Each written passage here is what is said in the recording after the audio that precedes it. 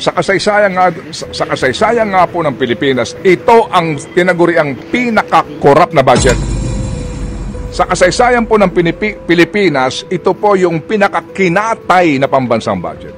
Sa kasaysayan po ng Kongreso ng Pilipinas, ito ho mga kapatid, ang nagsayang ng napakaraming oras at panahon at pera ng bayan dahil yung NEP, yung pinanggagalingan ng lahat ng ito, National Expenditure Program, na pinaghihirapan po yan ng napakaraming taong gobyerno pagdating doon sa kanila, kunwari at approve ito, hindi ito, bawas dito, etc. Pagdating doon, yun na lamang small committee na yan na hindi mo alam kung sino yung mga yan na hindi ang nagdesisyon para po katayin ang pambansang budget na ngayon.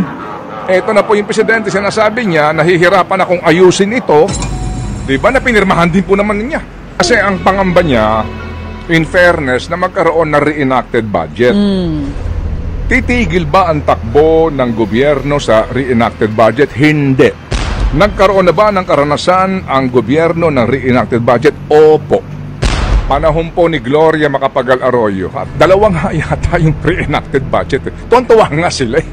Opo. Masama lang po ang indikasyon yan sa ating mga investors, sa mga, alam niyo na, yung mga nagbibigay po ng rating sa atin, etc. Pero, yung reenacted budget na yan, hindi tatagal yan. Kasi maaari naman talagang muli, kung ito po mga kapatid ay kinatay-katay, ibalik sa kanila, mag-session kayo, mag-special session kayo, ayusin nyo, balik nyo sa akin ng Pebrero.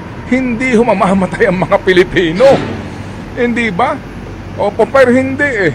Tinanggap, may nag-veto kunwari ng 26 billion sa DPWH, pinayagan pa rin po na walang subsidiya po yung PhilHealth,